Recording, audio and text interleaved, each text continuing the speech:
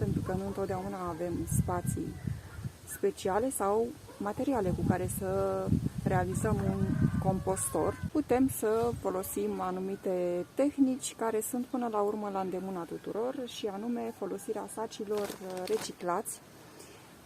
Noi aici avem saci reciclați de la mâncarea pentru câini. Nu i-am aruncat, i-am strâns frumos într-un sac mai mare și îi folosim pentru a ne produce compostul. Asta pentru că, din păcate, nu am reușit să mai facem un spațiu special pentru a composta resturile vegetale în acest an. Noi avem unul foarte vechi, de vreo 4 ani, din paleți reciclați și ei. Dar acum s-au umplut și deja este lemnul destul de afectat. Nu cred că mai ține foarte mult, cred că se va dărâma în curând și tocmai de aceea am ales să reciclăm resturile vegetale plus frunzele care pică pe jos. Acum încă nu au picat toate, deja am trecut de jumătatea lunii noiembrie, suntem în 21 astăzi, noiembrie. În momentul în care vor cădea toate frunzele, vom strânge tot și vom crea mai multe spații de compostare a resturilor vegetale. Deocamdată am început cu unul într-un sac, l-am umplut deja și am trecut la al doilea sac. Cum procedăm? Cum compostăm resturile vegetale în saci reciclați, care pot fi și saci menajeri până la urmă, din aceia mari? Ei bine, sacul mai întâi îl găurim jos. Este foarte important să găurim sacii în partea de jos, pentru că compostul trebuie să fie în strânsă legătură cu pământul. De ce? Pentru că râmele trebuie să aibă posibilitatea să intre în compost și să descompună absolut toate resturile vegetale. Râmele au un rol deosebit în obținerea compostului până la urmă. Și e important ca orice spațiu pe care l-am amenajat să fie în legătură directă cu solul, astfel cât râmele să circule și să descompună, să consume resturile vegetale și în urma lor rezultând până la urmă compostul final.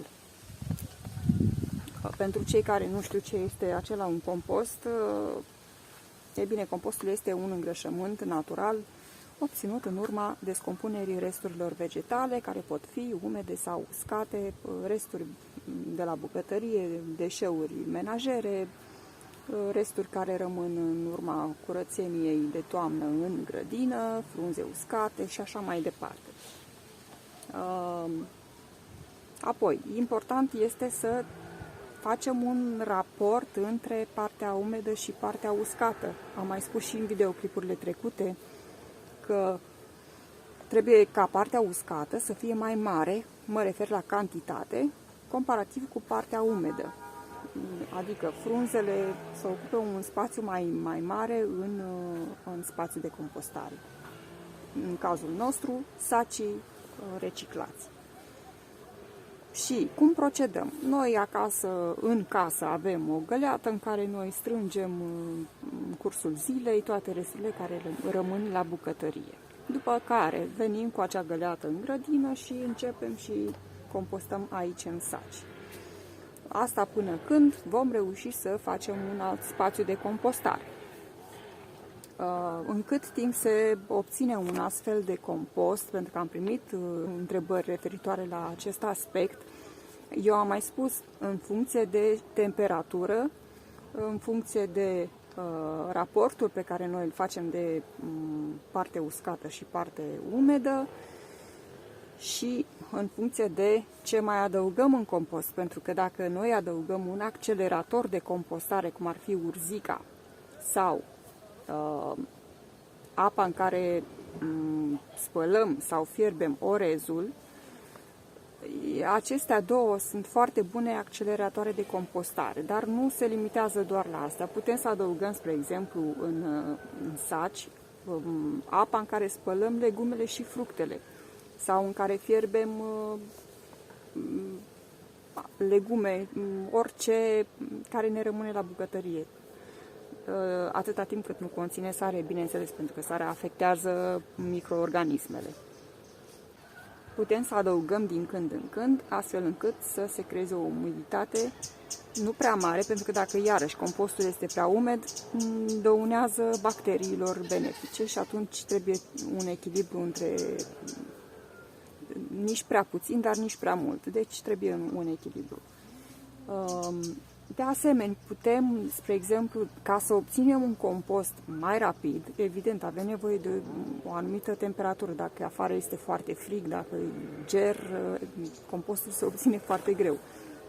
Deci, putem să mai apelăm la un truc. Dacă avem o seră și decidem să folosim sacii aceștia reciclați, putem să o facem în seră. Cu condiția, bineînțeles, așa cum am spus, să găurim în partea de jos. Facem 2-3 găuri mai măricele, astfel încât râmele să vină să intre, să aibă posibilitatea să intre și să consume resturile aflate în descompunere. În seră, fiind mai cald în timpul iernii, evident se creează condiții mai bune pentru a obține compostul mai repede. Dar aceasta este doar o simplă variantă pentru, așa cum am spus, pentru persoanele care nu au un spațiu bine stabilit pentru a-și strânge toate resturile vegetale și resturile de la bucătărie, respectiv resturile menajere. Ce înțelegem prin resturi menajere? Hârtia care ne rămâne nouă la bucătărie, când strângem masa, când mâncăm, ne rămâne hârtie, prosoape de bucătărie. Aia este foarte bună pentru a fi adăugată în compost până la urmă și în acest fel reciclăm lucruri care pot fi adăugate în compost. Dacă avem, bineînțeles, un spațiu bine stabilit în grădină și mai avem și cu ce să construim o ladă de compostare, evident că este varianta cea mai bună. Dar pentru cei care nu au această posibilitate, încă nu au ideile clare, încă sunt în rearanjarea grădinii, ca să zic așa, și a spațiului, sacii menajeri sau sacii reciclați pot fi folosiți cu succes pentru a obține compostul. De exemplu, ar mai fi o variantă pentru a obține, pentru a face un spațiu special de compostare. Putem să folosim, spre exemplu, dacă nu avem paleți din lemn, care, după părerea mea, sunt cei mai buni pentru a obține o ladă de compostare, cu condiția ca pereții să fie izolați cu celofan, cu ceva, astfel încât să se păstreze un spațiu, să nu fie prea aerisit. Este important ca compostul să respire, să intre și aerul, dar nu foarte mult, pentru că dacă intră foarte mult, se descompune mai greu. Și iarna e bine să acoperim cutia de compostare, astfel încât să se creeze acolo, să se încălzească compostul și să se descompună mai repede. A crea condiții benefice pentru descompunerea resturilor vegetale. Da, păi, dragilor, cred că am răspuns la toate întrebările referitoare la modalitatea de compostare a resturilor în saci menajeri sau saci reciclați.